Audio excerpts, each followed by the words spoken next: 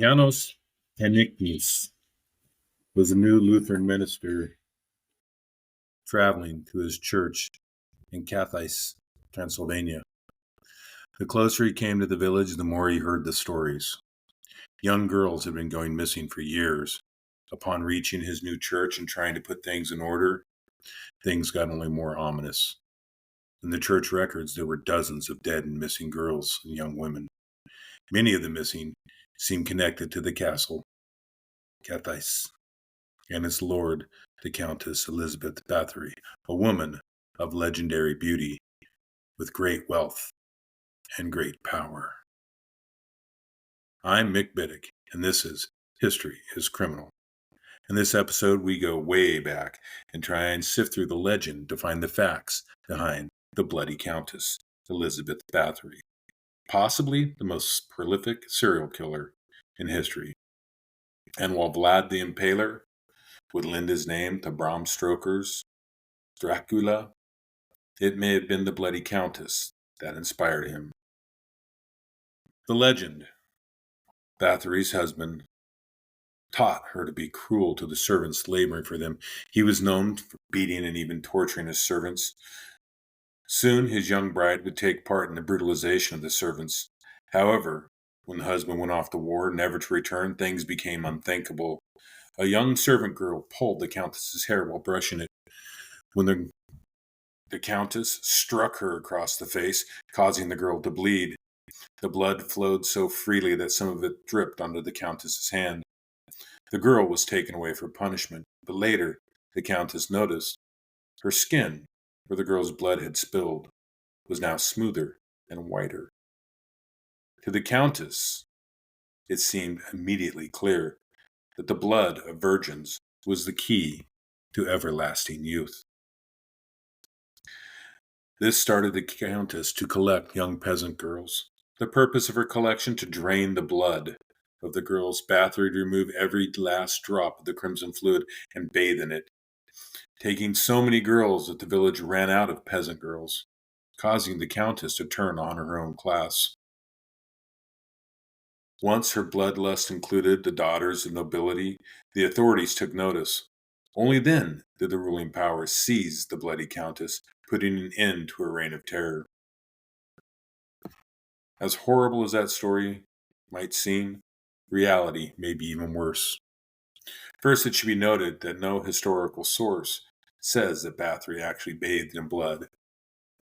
That gory detail seems to have been added to the tale sometime around 1796 in the work Articles of Philosophical Anthropology, published 182 years after the Countess's death.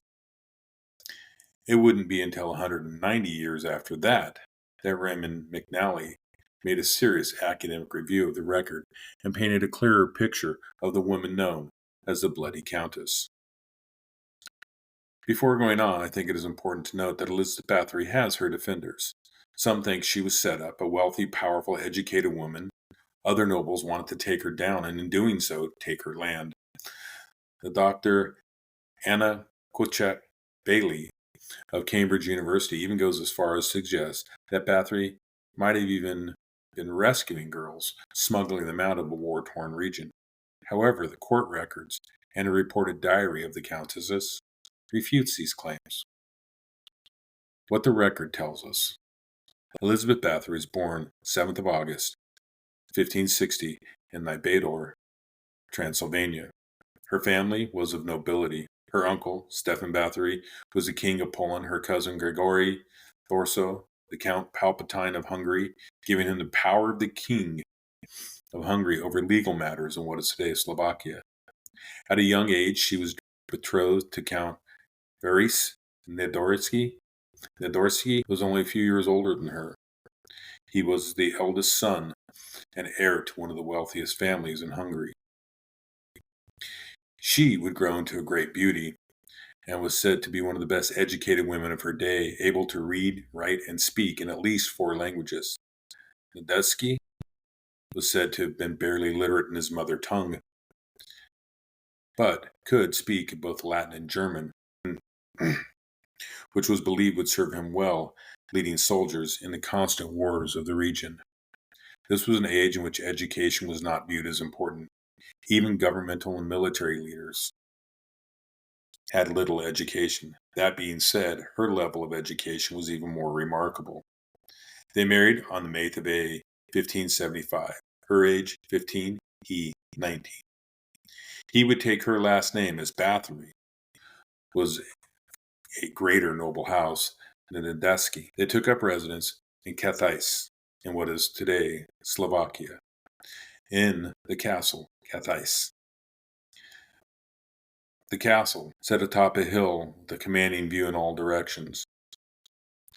The couple would have 4 or 5 children, depending on which source you look at, but all sources agree that only 3 would survive to adulthood. Throughout much of the marriage, her husband was away at war with the Turks.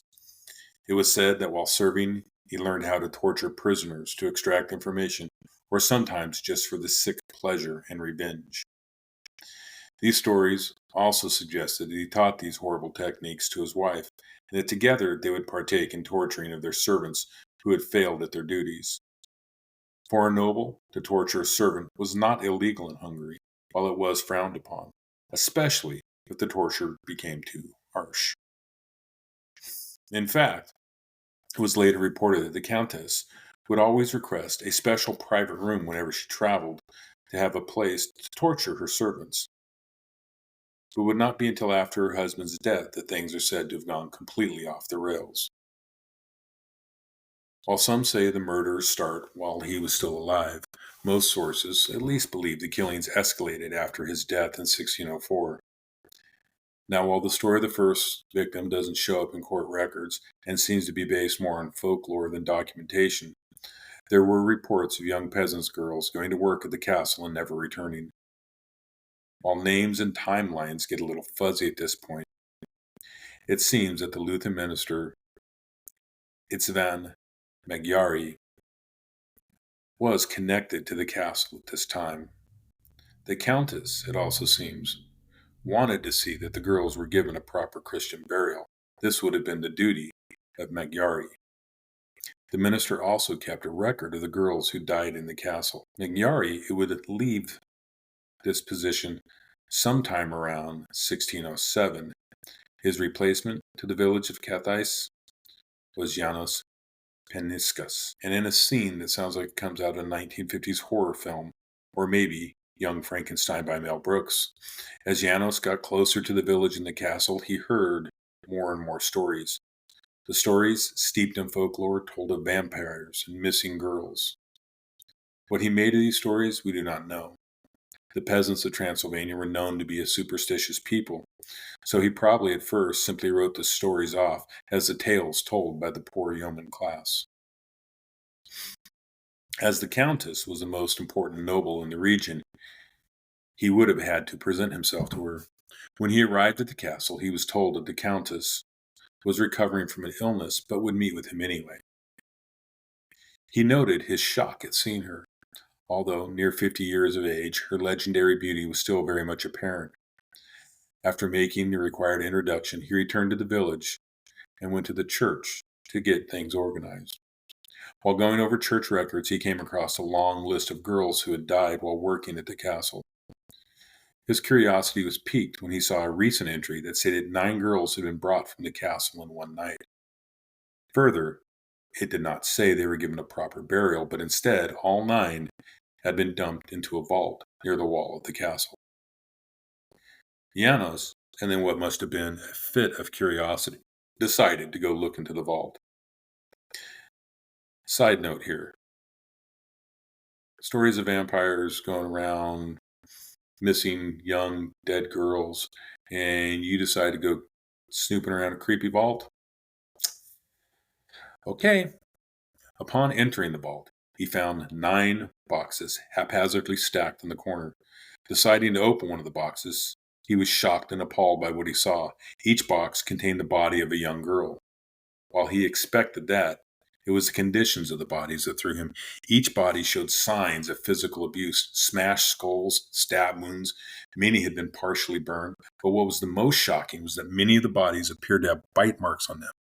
Some of the bites were so bad that the flesh had actually been torn away. While you would think this would spell the end for the Countess, there was no one in the village that could take action against her. Janos, it seems, simply passed the information up the chain of command of the church, where it would reach Magyari. Magyari, who had questioned the deaths of the castle before, but the Countess and her husband had always explained them away as cholera or one of the other numerous diseases and plagues that had swept through Eastern Europe. Now, however, he would take this story to someone with more power than Bathory.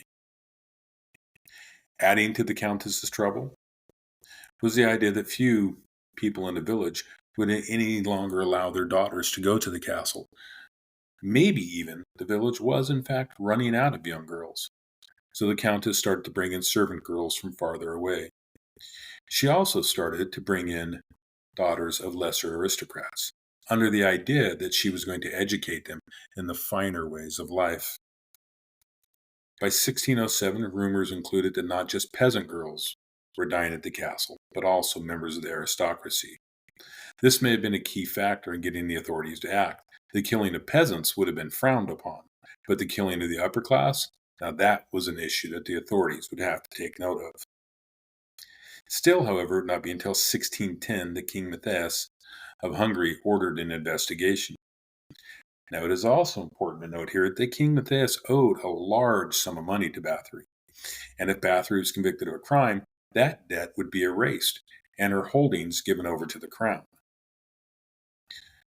So the king himself would not go to investigate these charges, but he would have to find somebody to go in his stead. Who would he send to investigate? His Count Palpatine. That's right, Grigori Thorzo, cousin to Elizabeth Bathory. As a family member, he would have a vested interest in the Countess not being convicted of a crime, including murder or witchcraft. If the evidence should point towards her guilt, he would need to find some way to keep the wealth, land, and debt owed by the king in the family. It would be sometime in December 1610 that Thorzo set off towards Countess, with only one thing on his mind: finding the truth. Or possibly making sure the land and wealth stayed in the family. In any case, on December 29th, 1610, in the middle of the Christmas season in Eastern Europe, the Countess was enjoying a celebration at the castle. An unfortunate servant girl from Croatia, Dorziska, was caught stealing a pear. Witnesses said that the Countess flew into an uncontrollable rage. She ordered the girl be taken to the laundry room. There she was stripped and tied. Bathory and her servants then took turns beating the poor girl with a club. Dorziska was a tough Croatian peasant who would just not die. The Countess, clothes soaked in blood, left so that she could change. When she returned, she went back to beating the girl. When she became too tired to beat the girl any longer, she ordered that one of the servants stab her with a pair of scissors. The bloodied and beaten corpse was then dragged from the room and left in a doorway in the courtyard, with the plan of disposing of it in the morning. As fate would have it, this is when Thorzo arrived at the castle. Demanding entrance, Thorzo's men forced their way past the servants who had blocked the entrance to the courtyard. It took no time. Once inside, it took no time to find the brutalized body of the young girl, still warm. Thorzo ordered the grounds to be searched. They uncovered 2 more bodies in the manor house and 9 decomposing at the bottom of a tower. These, most likely the bodies, reported years earlier by Janos. The Countess was locked into her chambers and 4 servants taken for questioning. As Count Palpatine, Thorzo had the legal power to handle the situation however he saw fit. But with murder, possibly including members of the aristocracy, he could not just sweep this under the rug. Some stories had the Countess practicing incantations and other rumors of witchcraft. A charge of witchcraft, however, would mean seizing of her land and wealth, and Thorzo could not allow that to happen. It would be crucial that the land and wealth remained in the family. Apparently, they had never heard of conflict of interest in 1610. The Countess herself would never be called to testify, and was not even allowed to be present at the trial of the servants, or her own hearing for that matter. taking place only 3 days after the arrest. The trial took place while Parliament was not in session. This would make it harder for the Crown to seize Bathory lands. 4 servants, 3 female, 1 male, were forced to testify at their own trial. Their defense was they had no choice but to follow the orders of the Countess, or they would face the same fate as the victims. Their pleas fell on deaf ears. Then, ironically, under torture, the servants confessed to helping Bathory torture and kill the young servant girls. Witnesses told how the Countess would torture girls at the slightest provocation, in at least one instance using her hands to rip open the mouth of a girl who made a mistake while sewing. They also told how at the end of each day the Countess would have all the girls who made errors throughout the day assembled. Then the Countess would select the girls to be taken to the basement where the torture sessions would start. It was said that the Countess reveled in the torture, especially enjoying driving needles into the girl's skin. She would shove needles in various places, including under the girl's fingernails. Another favorite torment of hers was having the girls stripped and shoved outside in the snow, then water poured over them. The wet girls would be left outside in the snow and cold until they froze. Much of the torture seems to involve stripping the girls, leading some to question the psychosexual motivations of the Countess. Girls were often beaten with clubs. The blood from the girls would end up everywhere. The Countess would become so soaked in blood that she would have to change her clothes multiple times before finishing the abuse. This may have become the basis for the stories of bathing in blood. Biting was also a common part of the Countess's MO, which could have given rise to the stories of vampirism. The witnesses reported the Countess would never miss out on the torture session. Even while ill, she would make sure not to miss the abuse of the servant girls. It was reported that she'd have the girls brought to her sickbed chambers. Once in the room, she'd have the girls brought close to her. She would then sit up and bite the girls on their neck with her breast.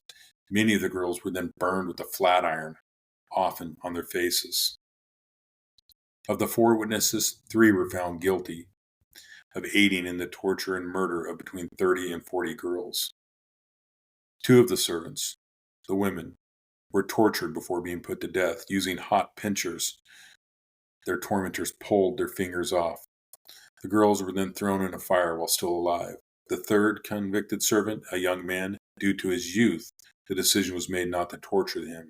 Instead, he was quickly decapitated and his body thrown in the fire. The 4th witness was found not to be responsible for any of the acts of torture. She was acquitted and released, then vanishing from the pages of history. Lorzo then had the issue of what to do with the Countess herself. The Count Palpatine called together an assembly of 40 judges and jurors. At least 50 witnesses were called to testify. Almost all of the testimony was rumor and conjecture. Few, if any, of the witnesses could have testified to having seen her torture or kill anyone. It was also stated the Countess had kept a diary, although it has disappeared from the record. The diary reported to claim 612 victims. Bathory was accused of murder of, quote, innocent virgins of noble and non-noble birth, unquote. Was 7th of January, 1611, the decision of the tribunal was to confine the Countess to her chambers for the rest of her life. Some say she was walled up or immured, with her door and windows being sealed with brick. While a common punishment in the medieval period, the fact that the Countess would live for over 3 years after being locked up does not support immuration. On the 21st of August, 1614, Elizabeth Bathory is found dead lying on the floor of her chambers. Her final victim count is said to be between 612 to 650. Others claim the real number is probably more between 30 and 40. Some just think the number 600 plus is unreasonable. Yet, if the murders began, as some suggested, shortly after her marriage, that would have given Bathory 35 long years for her career of murder. This would average about 19 deaths a year. And if the story of more than a half dozen girls being tortured and killed in a single day are true, then 19 a year suddenly becomes a very believable number. After her hearing, the name Elizabeth Bathory was banned not to be spoken aloud for almost 200 years. It was in 1796 when Michael Wagner found the chronicles among the folklore of Romania that the story of the Bloody Countess was born. It was this story of bathing in blood and drinking the blood of victims that many believe inspired Bram Stoker. It wasn't until the 1980s that Raymond McNally gained access to the original records, where no official counts mentioned bathing in or drinking of blood. Romanian nationalists and others would try to rehabilitate the image of Countess Elizabeth Bathory, claiming that the accusations against the Countess were a smear campaign allowing Thorzo and other male members of her family to steal her land and wealth. Dr. Bailey of Cambridge even suggested that while it is possible Bathory smuggled the girls out of Hungary, getting them out of the castle using coffins. However, Dr. Bailey admits that her theories are based largely on conjecture, as are much of the attempts to clear the Countess's name. Others point to the fact that the Countess seemed to get away with murdering young peasant girls. It wasn't until after 1607, when the accusations shifted to include the daughters of aristocrats, that authorities finally took action. Was Elizabeth Bathory an amazingly prolific serial killer, or was she the victim of a patriarchal conspiracy? Is her story one that tells how the authorities overlooked the plight of the poor while only taking notice when an issue impacts the aristocracy? We're left with the story of the Bloody Countess Elizabeth Bathory. Whether she was a psychotic killer who butchered over 600 people, or was she the victim of a patriarchal plan to steal her land and wealth? That is up to you to decide. This has been History is Criminal. Please join us again in 2 weeks as we take a look at the Great Jewel Heist. Also coming up soon, we're going to have a special Halloween edition looking at the Salem witch trials. And before you go, if you'd like, you can give us 5 stars on your Spotify app and recommend the podcast to a friend if you enjoyed it. And if you hated it, recommended it to an enemy. Either way, get some more listeners out there. Till then, this has been History is Criminal.